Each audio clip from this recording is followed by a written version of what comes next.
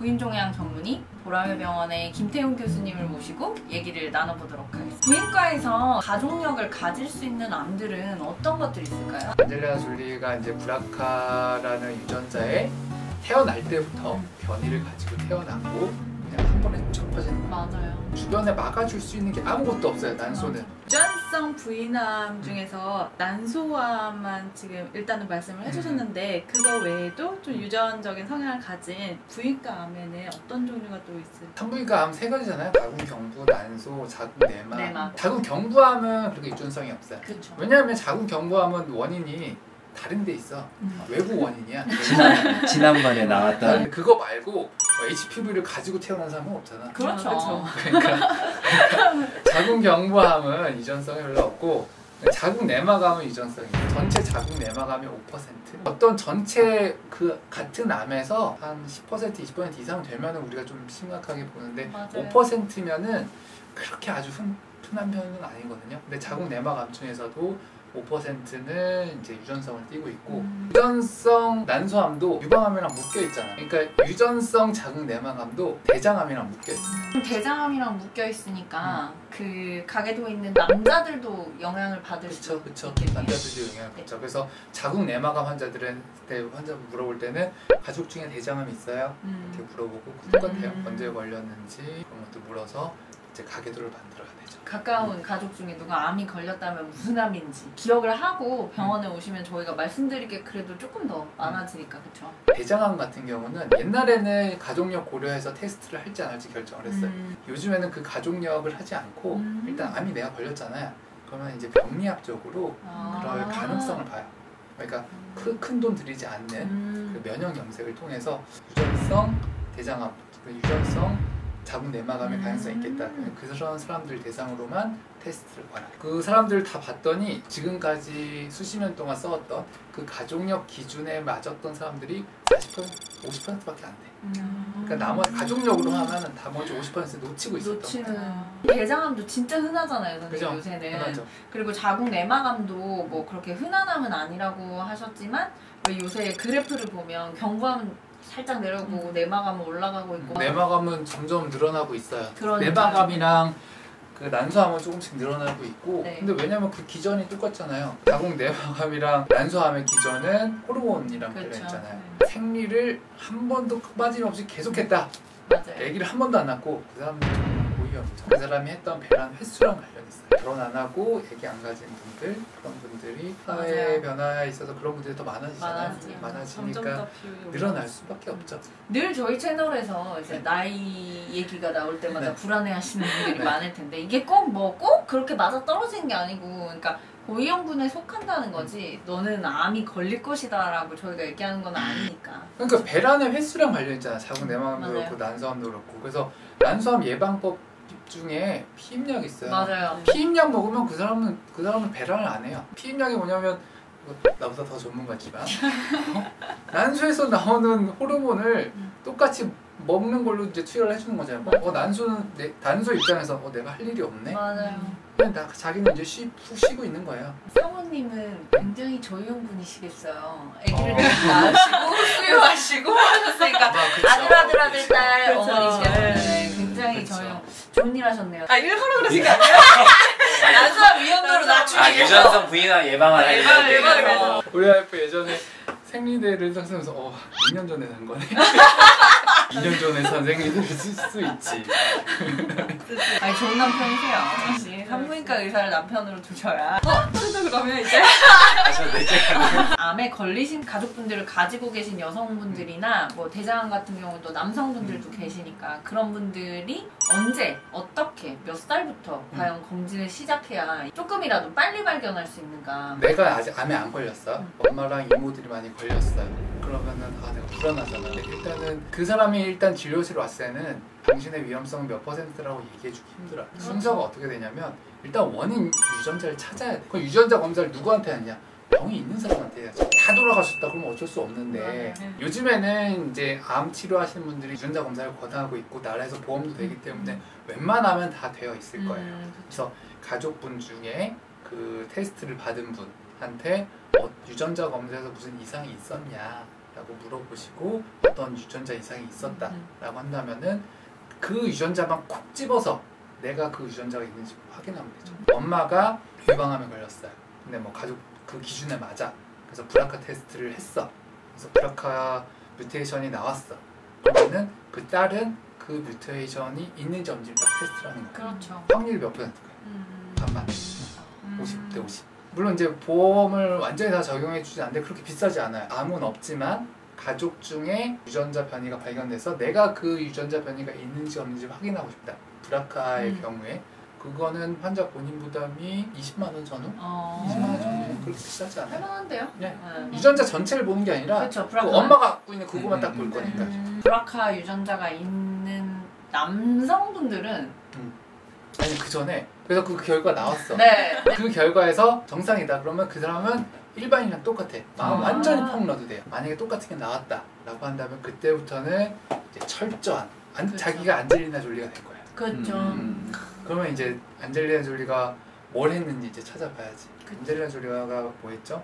일단은 예방적으로 유방을 절제했죠. 네. 그리고 예방적으로 난소도 절제했어요. 맞아요. 유전자가 확인된 사람들, 유방암 같은 경우는 뭐 20세부터 하라고 돼 있고 20세부터 뭐 자가 검진도 자주 하고 건강암 같은 거 보면은 그 매년 유방 MRI를 찍으라고 돼 있어. 근데 사실 우리나라 같은 경우는 초음파를 그쵸. 주로 보잖아요. 가격이 미국은 뭐 큰 차이가 안 나는지는 잘 모르겠는데 어쨌든 우리나라 가이드에서는 MRI도 좋지만 초음파도 대체할 수 있는 것 같다 이런 식으로 비용 차이가 좀 많이 나니까. MRI 나죠. 네네네. 그리고 매년 MRI를 그거 한 100만 원씩 되는데 맞아. 선별검사용으로 찍는 게 그렇게 강하게 권하기가 좀 어렵긴 맞아요. 하죠. 그래도 영상학과 친구한테 이걸 물어봤더니 다 MRI 시키냐 했더니 이제 안 그래도 동양 이쪽 아시아하고 해서 스크리닝 초음파를 한 스크리닝 결과가 올해 아니면 이제 나온다고 하더라고요. 그래서 그 결과가 진짜 초음파가 떨어지면 어떻게 될지 좀 궁금하긴 하더라고요. 젊을 때부터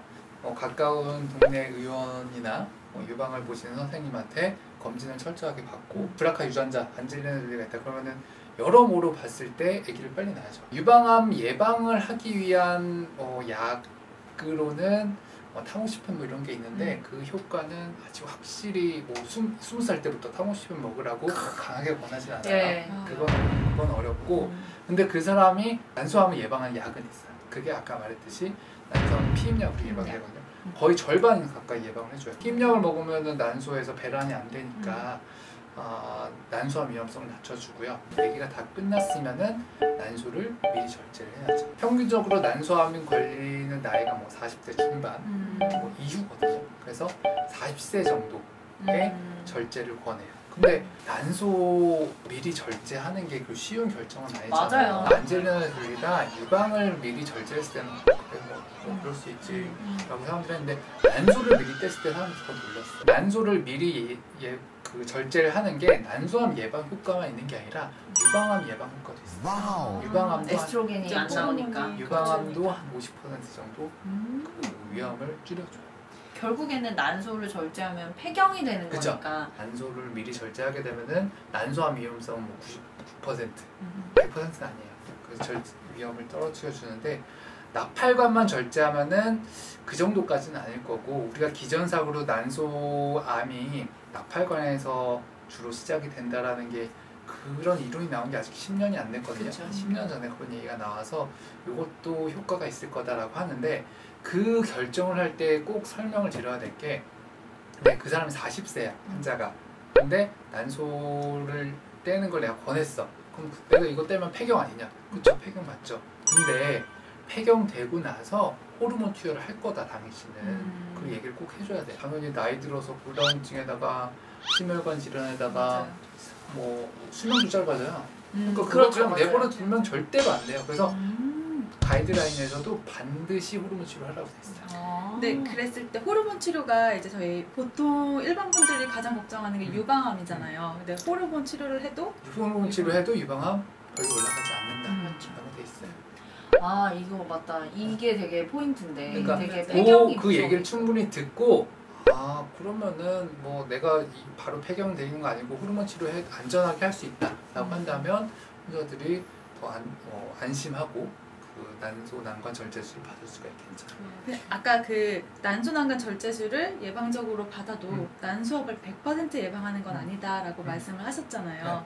그럼 난소가 없는데도 난소암이 나타나느냐? 그렇죠. 네, 그거는 이제 복마감이라는 게 있어요. 그렇죠. 난소암, 난관암, 복마감 그 세 가지. 그 중에서는 이제 제일 많은 게 난소암이긴 한데 얘네 세 가지가 똑같이 행동하거든요. 맞아요. 뭐 우리가 봐도 똑같아요. 똑같은데 우리가 그 세 가지 중에 난소랑 나팔관은 어차피 뗀다 치잖아요. 복막이 남잖아요. 네, 맞아요. 복막에서 암이 생길 수 있다고 하는데 드물어요.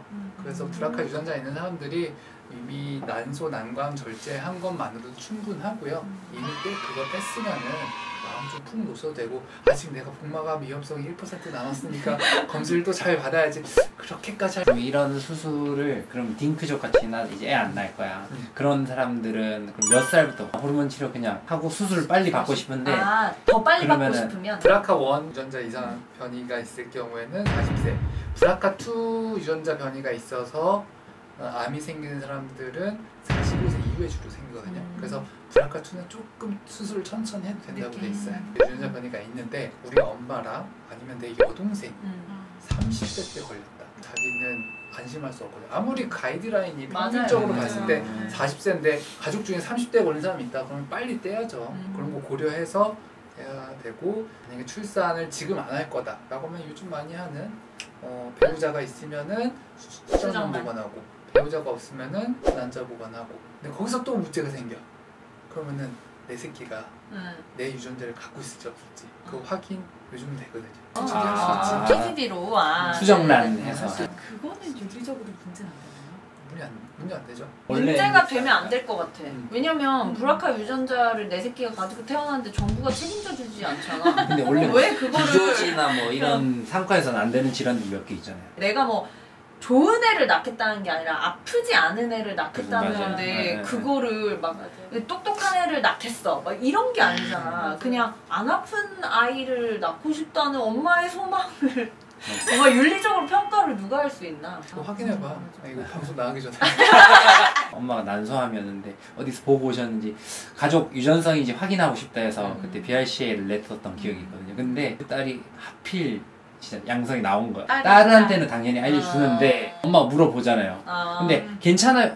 분명히 괜찮으면 괜찮다고 말할 텐데 맞아. 그럼 엄마 눈치챌 거 아니에요. 맞아. 그래서 그 유전자 정보는 민감하고 보호를 꼭 해줘야 되는 거예요. 왜냐하면 그래서 유전자 정보에 대한 거는 그 의무 기록에 말고 다른 데 따로 쓰라고 돼 있어. 그러니까 막 차트에다가 맞아. 다른 뭐 브라카 영상 쓰는 거 사실 원칙적으로 하지 말라고 돼 있어요. 내가 브라카1 뮤테이션을 갖고 있는 사람이야. 30살이야.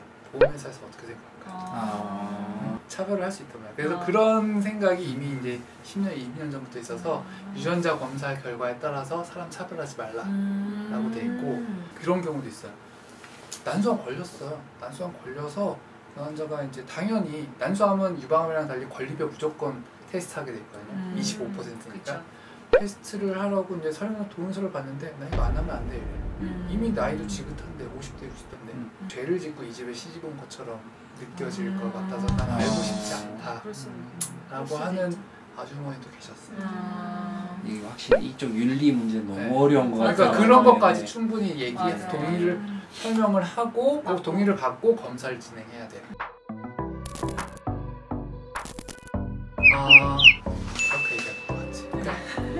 의학은 발전하는 것 같아요. 진짜. 그리고 대학병원 선생님들하고 얘기를 안 하면 이런 얘기를 들을 데가 없으니까. 관심 많을까? 일반인들이?